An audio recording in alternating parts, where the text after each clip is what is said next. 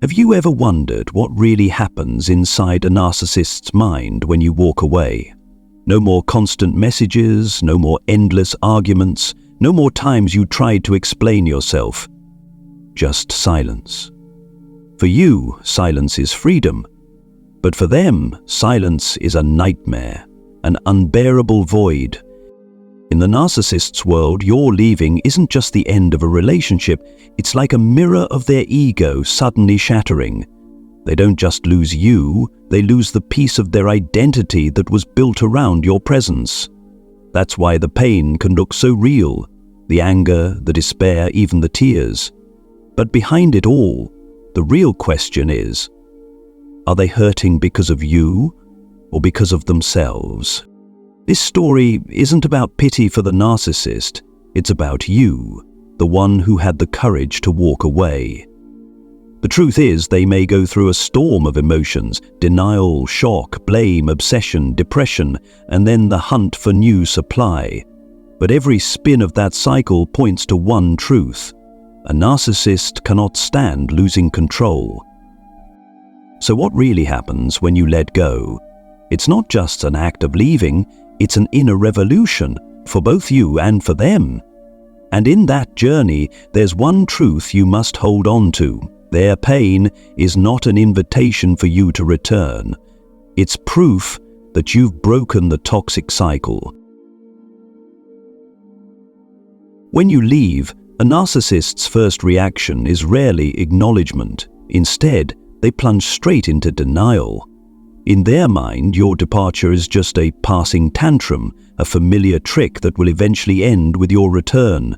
They tell themselves, "We've argued before and made up so many times, this is no different. They'll come back." Denial becomes the armor of the ego, because to admit that you've truly left would mean facing their deepest fear, the fear of abandonment. It's not only the fear of losing a partner, but also the terror of losing the mirror that reflects the self-image they've worked so hard to build. Without you, they have no one to reinforce the illusion that they are special, powerful, and indispensable. During this stage, they often behave as if nothing has changed. They may still send messages like usual, still call you with that condescending tone, or act aloof, pretending your departure doesn't bother them. But behind that facade is quiet panic. They need to believe you haven't really left, because admitting it would mean their inner world is collapsing. Many people share similar experiences. After choosing silence or walking away, they receive contradictory reactions.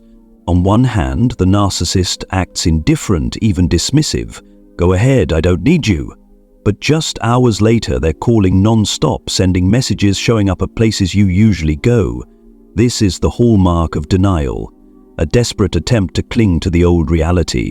From a psychological perspective, this is a clear sign of cognitive dissonance, the clash of two opposing beliefs: "I cannot be abandoned" versus "you have abandoned me." To ease the tension, they choose the more comforting belief that you haven't really left, that you'll return. For you, this stage can be emotionally destabilizing. Their denial might make you think, maybe they do love me, they just don't know how to show it. But the truth is the opposite. Denial doesn't come from love, it comes from fear of losing control. They don't hurt because they've lost you, they hurt because their role as the controller in the relationship is slipping away.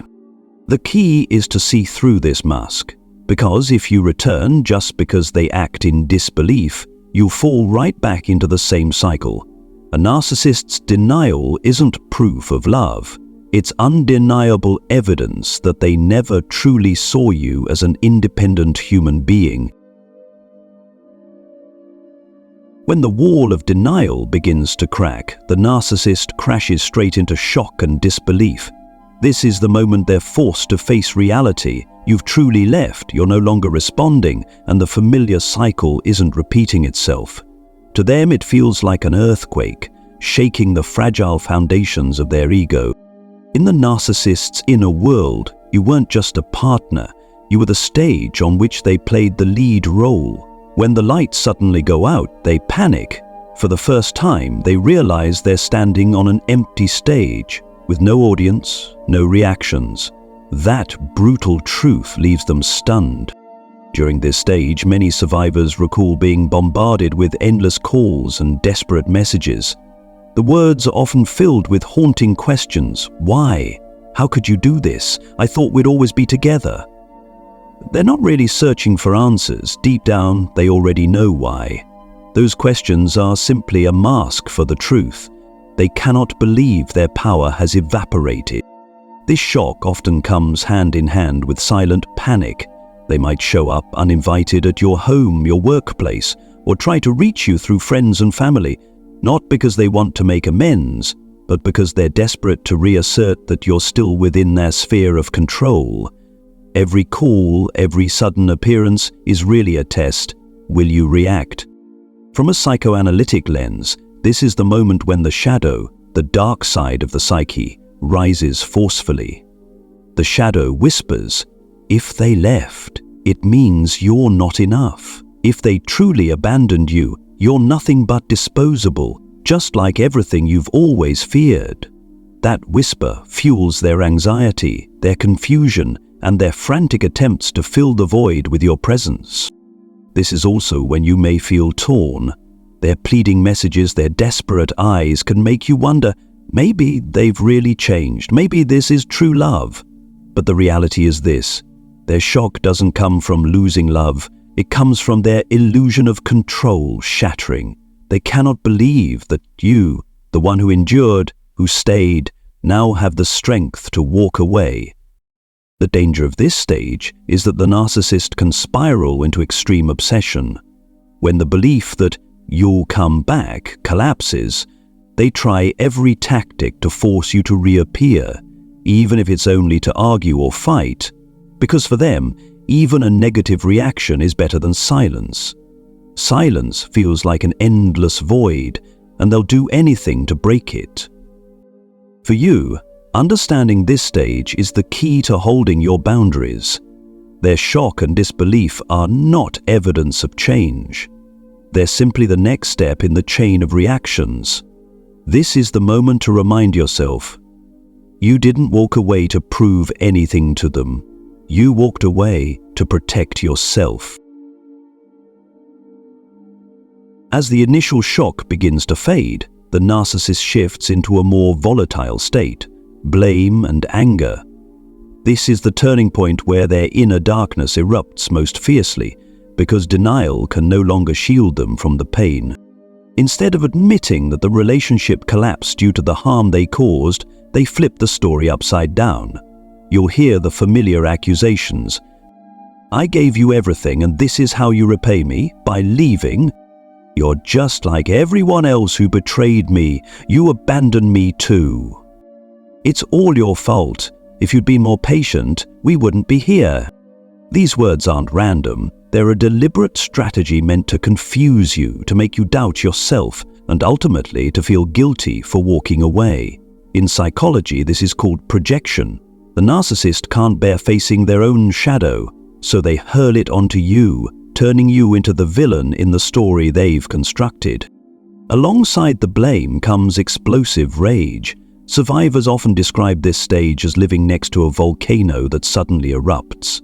Their tone becomes viciously hostile, their behavior erratic, sending streams of abusive texts, making threats, smashing objects, or even endangering your safety. It's crucial to understand, this rage is not proof of love, it is the ego's reaction to humiliation. To the narcissist, your departure sends one brutal message: you no longer have power over me. And that strikes directly at their deepest wound, the terror of worthlessness. From a psychoanalytic perspective, this is the moment when the shadow takes full control of the stage.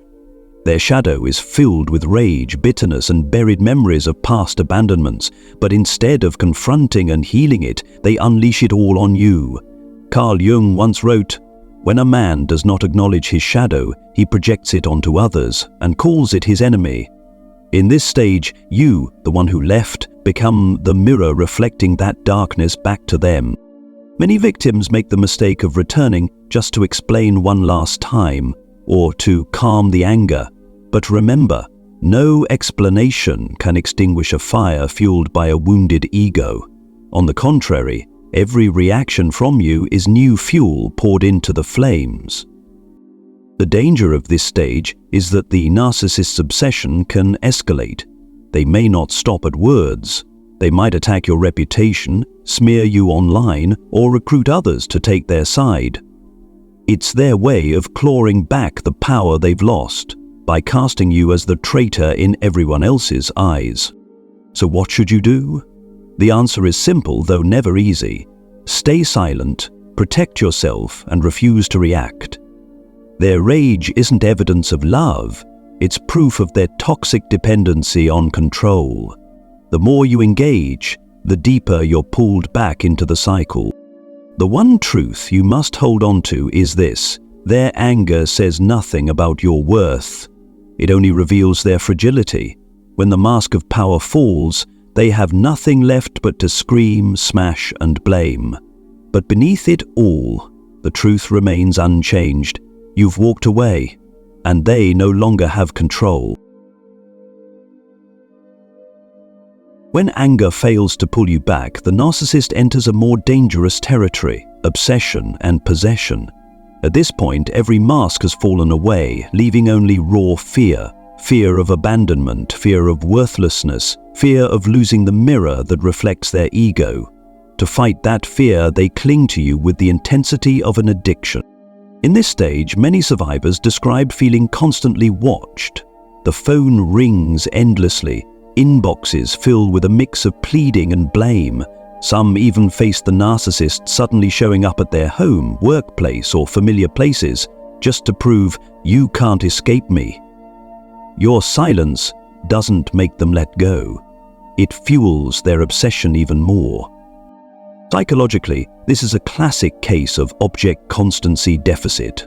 Healthy people can maintain a sense of connection with someone even when that person isn't physically present, but narcissists can't. When you're out of sight, you vanish from their mind.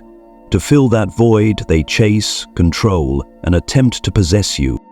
The danger is this: obsession is not a sign of deep love. It's a sign of pathological dependence on control. In their subconscious, you're not seen as an independent human being, but as an object, a piece of property that must be kept. And when that property is at risk of slipping away, they'll use any tactic to reclaim it: begging, threatening, promising to change, or even faking weakness to trigger your pity. Many people fall back into the trap here, mistaking obsession for love. Seeing them cry, beg, and make promises can make you think, maybe this time they mean it. But the truth is, obsession is never the same as love. Love requires respect for another's freedom. Obsession only seeks to cage and possess. If you're not careful, you become their painkiller, temporarily soothing the terror inside them. But remember, you were not born to be a bandage for a wounded ego. You were born to live free, to be loved in the truest sense. In this stage, the most important thing is to hold your boundaries. Your silence is not just protection. It's the only medicine that can cut through the spiral of obsession. Because only when you stand firm will the narcissist be forced to face their own emptiness instead of trying to fill it by controlling you. When obsession is no longer enough to pull you back, the narcissist often turns to a softer but equally dangerous tactic: guilt and emotional blackmail. This is when their tone changes. No more threats, no more explosive rage. Instead, they show weakness, desperation, even tears. They may whisper, "I can't live without you," or "If you leave, my life is over." At first, this may sound like a heartfelt confession, but in reality, it's a form of emotional blackmail. The goal isn't true remorse or change, it's to trigger your compassion, to make you feel responsible for coming back. Psychology calls this intermittent reinforcement. After cycles of anger and blame, they suddenly appear vulnerable, leaving you confused. Maybe they've changed, maybe they really need me. This back and forth between abuse and pleading traps victims easily, because the human brain responds strongly to inconsistent signals. More dangerously, they may escalate to extreme threats. "I'll do something stupid if you walk away." Hearing words like these can shake your empathetic heart. You may feel compelled to return to save them. But remember, if you step back in, you're putting yourself in grave danger. Someone willing to use their own life as a tool of control can just as easily use it to destroy yours. On a lighter scale, they may drag children, family, or friends into the game. They'll say things like, "Think about the kids. You're breaking this family apart." Or, "My mother will be heartbroken if you leave." Once again, the focus isn't genuine responsibility. It's to cast you as the villain in a carefully staged story. Here's what you must understand. The guilt you're carrying does not belong to you. It's a burden they deliberately place on your shoulders to keep control. Real love never relies on threats or demands that you sacrifice yourself. So, how do you escape this stage? There's only one answer. Hold your boundaries, and if necessary, reach for outside support. Friends, family, or even legal protection. Because once you see the truth, it becomes clear those desperate pleas are not love, but chains of psychological bondage. And there is only one way to break chains. Refuse to return. When the outbursts of rage, the obsessive behaviors, and even guilt-driven manipulation all fail, the narcissist often sinks into a dangerous state, depression and collapse. This is when their defenses have been eroded to the point of leaving nothing but a fragile self, full of emptiness, exposed. In this stage, you may notice they become unusually quiet. No more endless calls, no more relentless accusations. Instead, you hear sorrowful complaints. "I have no will to live anymore," or "Without you, life has no meaning." On the surface, this may look like genuine remorse, but in truth, it reflects a harsher reality. They simply don't know how to exist without supply from you.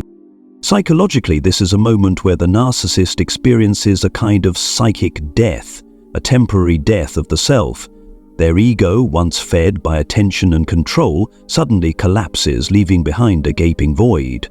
But instead of facing it to heal, they usually avoid the pain by diving into a new relationship or indulging in extreme distractions. Survivors often describe this as the most confusing stage. Watching the narcissist break down, cry, or even hint at self-harm, your compassion may be shaken deeply. You may think, maybe they finally realize their mistakes. Maybe I should go back and help them through this. But remember, this depression is not the beginning of real change. It is the last tactic of control. The goal is still the same, to pull you back into saving them. Even worse, during collapse, some narcissists can become violent and unpredictable. When their sense of worthlessness hits rock bottom, despair can quickly turn into hatred. This is why many experts advise, if you decide to leave, have a safety plan in place, supported by friends, family, or even legal protection. The most important truth you must hold on to is this: their pain is not your responsibility. You are not obligated to be the crutch for a broken ego. On the contrary, this stage serves as a reminder that your decision to leave was the right one, because only when they have no one left to cling to are they forced to confront the emptiness inside, the very void they've been running from all their life. Depression and collapse may make them appear like an entirely different person, weak, vulnerable, in need of protection. But you must see through it. This is not awakening, it is simply the consequence of lost control. And if you return, the cycle will only begin again. When every attempt, denial, anger, obsession, guilt, even desperate collapse fails to bring you back, the narcissist moves into a familiar stage, seeking new supply. This isn't a choice born of regret or growth. It's pure survival instinct. For the narcissist, supply, attention, submission, or simply the feeling of power is like oxygen. When you leave, they need to find another oxygen tank as quickly as possible. And so, often within a short time, you may see them flaunting a new relationship or broadcasting their happiness online. This can feel deeply painful for survivors. I used to mean so much, and now I'm replaced in an instant. But the truth is, their new supply is not proof of your worthlessness. On the contrary, it's evidence that you are right to walk away. Because to them, people are not partners, but tools to fill the emptiness inside. The paradox is that even after securing new supply, they may not truly let you go.